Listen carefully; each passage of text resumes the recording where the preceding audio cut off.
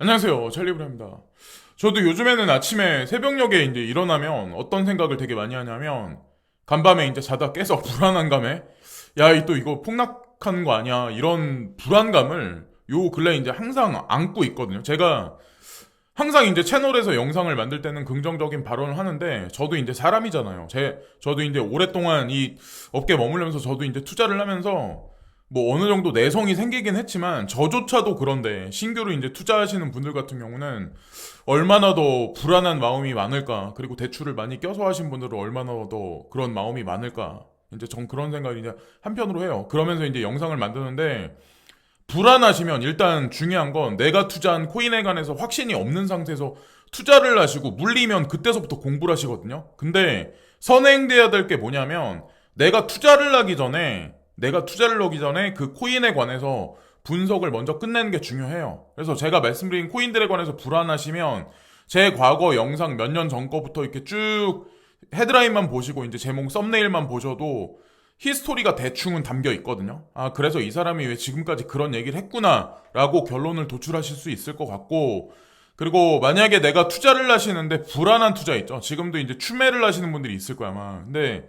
불안하시면 투자를 하지 마세요. 예, 불안하시면 저는 불안한 투자는 아니라고 생각하거든요.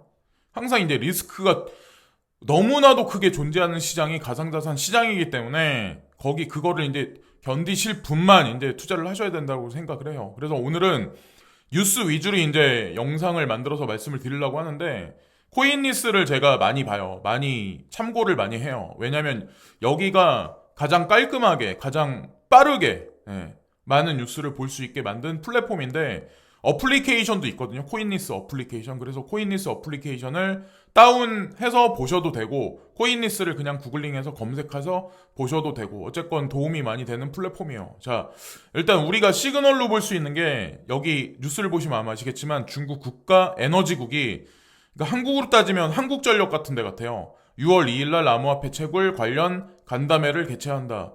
요 근래 중국 뉴스 관련해서 퍼드 뉴스가 되게 많잖아요. 그게 퍼드인지 아니면 명분을 붙이기 위한 뭐 하나의 뭐 일련의 뭐 소재거리인지 뭐 그 진상은 알 수가 없죠. 근데 항상 그러니까 후행에서는 항상 긍정적인 뉴스로 항상 나와서 뒤통수를 쳤거든요. 여태까지는 그래 왔어요. 지난 몇 년 동안은.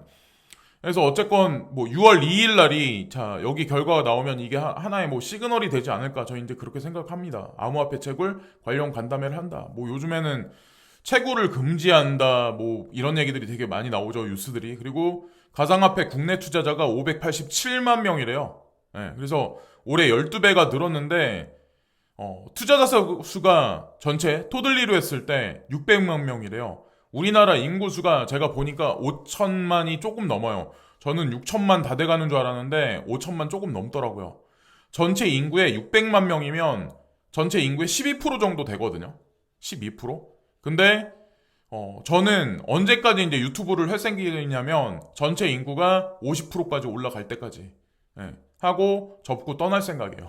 그래서 저는 뭐 이거를 계속해서 할 생각은 사실 없어요. 예전에 뭐 10만 명 되면 뭐 거기서 뭐 저는 근데 설마 했었거든요. 근데 갑자기 막 이렇게 늘어나기 시작을 하더라고요. 근데 그게 지금은 사실상 지금 한편으로 부담으로 작용하는 면이 없잖아 있긴 하는데, 뭐 시장 자체가 파이가 지속적으로 커질 거라는 거 생각을 하고, 그리고 유튜브를 하다가 저는 나중에는 이제 메타버스 VR이나 뭐 어떤 디센트럴 랜드나 아니면 페이스북에서 이제 진행하고 있는 지금 가상현실 그런 플랫폼이 있거든요. 거기로 다시 옮겨갈 생각을 지금 한편으로는 또 하고 있어요. 그래서 그 전 단계 준비를 하는 게 사실은 제가 유튜브 영상을 하게 됐던 거고, 나중에 이제 보시면 아마 아실 거고, 자, 그리고 대출자들이 제가 어떤 분 플랫폼에서 조사한 걸 보고 뉴스를 봤는데 이 가상자산에 투자하시는 분들 중에 대출자들이 40% 정도 된대요. 40%. 그러니까 제가 생각한 것보다 대출해가지고 가상자산에 투자하시는 분들이 되게 많다고 저는 생각을 하거든요. 근데 대출해서 투자할 만큼 그렇게 만만한 시장이 절대 아니에요. 이거는 진짜 심사숙고해서 결정을 하셔야 돼요. 내가 부담 없는 현금을 하는 게 저는 그게 맞다라고 생각하거든요. 그래서 1인당 평균 투자금이 400만 원가량이라고 여기 나와 있잖아요. 그러니까 뭐 많이 하신 분도 있고 적게 하신 분도 있는데 내가 500만 원이 별것도 아니다. 내가 뭐 1000만 원이 별것도 아니다. 뭐 그러면 그 정도 돈만 하시는 게 저는 바람직하다라고 저는 생각을 합니다. 자, 그걸 또 이제 말씀드리고 미국 재무부 핀센에서 프라이버시 기술 이해 위에 관련 기업 초청 예정. 이게 이런 뉴스가 되게 아이러니한 게 뭐냐면 우리나라에서는 이 익명성 기술에 관해서 상장 폐지했잖아요. 그죠? 그리고 FATF에서도 이 익명성 코인에 관해서 밴시킨다. 자, 이거를 뭐 규모가 이동한 거에 관해서 추정할 수가 없다. 네, 그래서 지하 자금이나 왔다 갔다 하고 별로 쓸모없는 기술이다라고 얘기했는데 미국 재무부에서 자, 프라이버시 기술을 가진 기업들을 초청을 한대요. 자, 아이러니하다라고 여러분들 생각하지 않으시나요? 그래서 제가 지켓이랑 호라이젠에 관해서 뭐 지난 한 2년 넘게 아마 떠들었을 거예요. 그래서 그 결과는 아마 분명히 나올 거라 저는 생각합니다. 그래서 코인데스크에 이 뉴스가 나왔는데 미국 재무부 산하 금융범죄 단속 네트워크 핀센이 개인정보 보호 기술에 대한 이해도를 높이기 위해 오는 9월 9일에 가상자산 프로그램을 개최할 예정이다. 그래서 개인정보 보호 솔루션 기업들이 행사에 초청될 전망이다. 관련 프라이버시 솔루션에는 영지식 증명이라고 하면 G캐시를 얘기하는 거예요.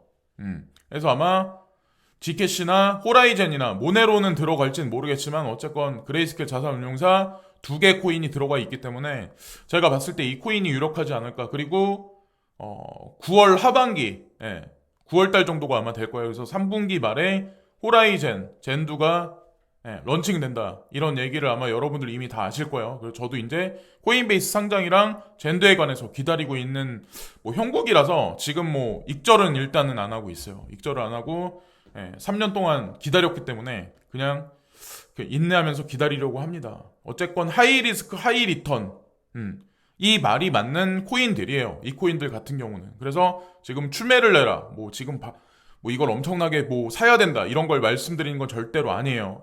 그래서 이걸 감내하실 분들은 뭐 저점이 오고 다시 폭락을 하면 사두시고 어쨌건 분석을 한번 개별적으로 진행해 보시고 중국 메이저 주식거래 서비스 암호화폐 거래 진출 예정 미국 라이센스 보유한다.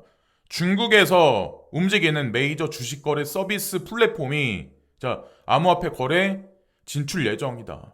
자, 역설적이지 않나요? 이 뉴스랑 여기 보시면 중국 관련해서 암호화폐 채굴 관련 간담회 개최해서 뭐 밴 시킨다, 채굴 산업 망친다, 뭉개버린다 이러는데 또 이런 뉴스 나와요. 나스닥 증시에 상장된 중국 주식 거래 서비스 타이거 증권 CEO가 암호화폐 시장에 진출할 예정이라고 밝혔다. 타이거 증권은 미국 내 증권 브로커리지 라이센스를 보유하고 있다. 그래서 최근 1, 2년 내에 비트코인 등 암호화폐가 주류 기관들로부터 인정받고 있으며 포트폴리오의 일부분이 되고 있다. 적당한 시점에 투자자들에게 암호화폐에 관련된 거래 서비스를 제공하고 다양한 수요를 만족시킬 것이라고 설명했다. 역설적이지 않나요? 한편에서는 밴시키고 한편에서는 지금 암호화폐 거래 진출 예정이다라고 얘기해. 어떤 게 진실일까요? 진실은 여러분들이 개별적인 뉴스를 보고 판단하지 마시고 멀티 분석해서 긍정적인 뉴스와 부정적인 뉴스를 멀티 분석해서 결론을 도출하세요. 저는 항상 중국이란 나라가 장난질을 되게 많이 쳤다고 생각하거든요. 여기도 보시면 중국 경제 미디어가 중국 내 채굴 사업 중단 도미노 본격화. 엄청나게 부정적인 얘기죠. 그러니까 이거를 그냥 완전 없애버린다는 얘기예요. 중국 내에서는. 어떤 게 과연 진실일까요? 중국 내에 제가 뭐 현재 가서 뭐 중국인들하고 뭐 소통을 안 하기 때문에 제가 뭐라고 말씀 못 드리겠지만 어쨌건 항상 통수를 쳐왔어요. 중국 관련한 뉴스들은. 그 뭐 변함이 없을 거라고 저는 생각을 하고 크라켄이 2022년 상장 목표에 변함이 없다. 크라켄도 마찬가지로 코인베이스와 같이 이제 상장을 하려고 준비를 하고 있다고 저는 생각을 합니다. 자, 여기 나와 있죠. 이 내용이 나와 있죠. 자, 그리고 보시고 JP모건 CEO가 암호화폐를 멀리하라고 개인적으로 조언할 것. 근데 이 뉴스만 보면 제이미 다이먼 회장이 또 부정적인 디스 뉴스를 또 막 계속 발언하는구나. 근데 뉴스를 읽어보면 그 맥이 딱 나와요. 이분이 이제 뭐라고 말씀하시냐면 클라이언트들의 암호화폐를 원하지 않는다는 의미는 아니다. 나는 마리화나를 피지는 않는다. 그러나 전국적으로 합법화가 된다면 마리화나를 피는 것을 막지는 않을 것이다. 나는 사람들에게 그들의 돈을 어떻게 써야 한다고 말하지는 않는다라고 얘기했다. 자, 가상자산 시장이 제도권 금융으로 되면 본인은 막진 않겠다. 네, 이런 얘기를 지금 역설적으로 지금 하고 있는 거죠. 자, 말장난을 이분도 간간히 나와서 이제 하는데 과연 JP모건이 비트코인을 투자하지 않았을까요? 네. 자, 구글링을 해서 과거 5년 전 기사를 한번 찾아보시면 아마 결론이 나올 거고, 자, 이주열 연내 금리 인상 경제 상황에 달려 있다. 자, 연내 금리 인상을 다 우리는 되게 많이 두려워해요. 근데 제가 이것에 관해서 뉴스를 좀 많이 찾아봤거든요. 각 뭐 전문가들 견해도 많이 보고. 근데 중요한 건 뭐냐면 올해 하반기까지 집단 면역이 80% 이상 넘어가는 게 이게 핵심이에요. 이게 핵심. 지금 이런저런 뉴스들로 대중들을 되게 혼란스럽게 만드는 건 사실이긴 해요. 근데 하반기에 가서 우리가 진짜 익절할 부분이 올 수 있는지 없는지에 관해서는 사실 이게 되게 중요하거든요. 경제 상황에 달려 있다. 미국 금리 인상보다 국내 경제 상황에 맞춰 대응할 것. 미국보다 더 빨리 금리 인상할 수도 있다. 공포감을 사실 한편으로는 뉴스들이 좀 약간 주는 경향이 없잖아 있긴 해요, 사실.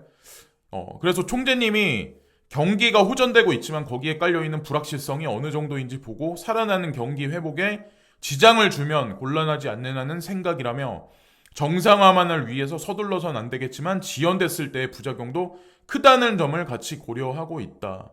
경기가 호전되고 있지만 거기에 깔려있는 불확실성이 어느 정도인지 보고 살아나는 경기 회복에 지장을 주면 곤란하지 않냐.